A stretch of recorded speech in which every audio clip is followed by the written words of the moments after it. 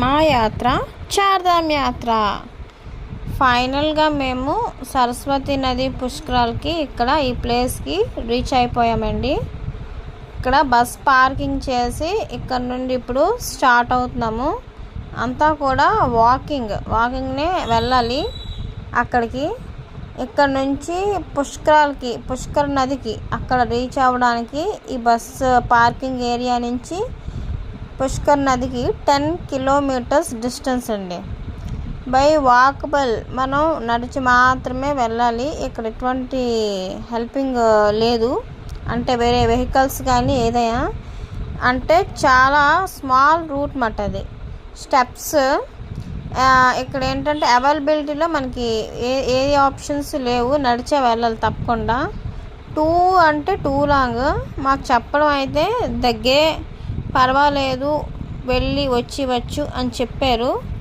కానీ ఏదైనా సరే మనం వెళ్తేనే తెలుస్తుంది అది ఎంత దగ్గర, వెళ్ళగలమా లేదా అన్నది. ఇక్కడ మేము వచ్చిన దగ్గర నుంచి స్టార్టింగ్ నుంచి కూడా ప్రతిదీ ఏదైనా జరుగుతుంది. పక్కనే వెళ్ళిపోవచ్చు, దగ్గరే, పర్వాలేదు నడిచివచ్చు, చూసివచ్చు అంటున్నారు. అది వెళ్ళిన తర్వాతే తెలుస్తుంది అది ఎంత కష్టము, వెళ్ళగలమా లేదా అన్నది అనుభవపూర్వకంగా తెలుస్తుంది వెళ్తుంటేనే. ఇది కూడా దగ్గరే, పర్వాలేదు నడిచి వెళ్ళి వచ్చు, హ్యాపీగా, పర్వాలేదు, ఈజీగానే ఉంటుందని చెప్పారు.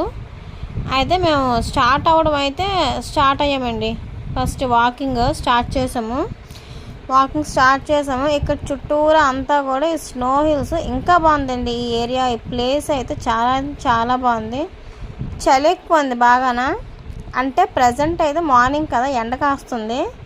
తర్వాత తెలుస్తుంది ఇక్కడ మళ్ళాగా ఎండ కాసేసి ఫుల్గా ఏదో ఈవినింగ్ వరకు ఎండగా ఉండి తర్వాత ఈవినింగ్ అయిన తర్వాత కూల్ అవ్వడం అలా ఏం కాదన్నమాట. ఇదంతా కూడా చాలా కూల్ ఏరియానే. అయితే ఈ చూసారా వాకింగ్ ఎలా వెళ్తున్నారో, ఇదంతా కిందకి దిగాలి లోతు. యమునోత్రి అయితే మేము పైకి ఎక్కాము. ఇప్పుడు ఇదైతే ఈ సరస్వతి నది కిందకి డౌన్. చూసారా ఆ కొండ చివరనే ఎలా మీకు రూట్ అన్నది చూపిస్తున్నాను, ఎలాగా వెళ్తున్నారు ఏంటి అనేది. ఆ వేలోని ట్రావెల్ చేయాలన్నమాట. ఆ దారంటే వెళ్ళాలి.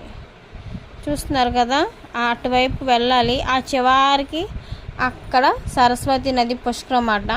చీమల్లా కనిపిస్తున్నారు జనాలు, చూసారా. అక్కడికి వెళ్ళాలి, కిందకి బాగా నడుచుకుంటూ వెళ్ళాలి.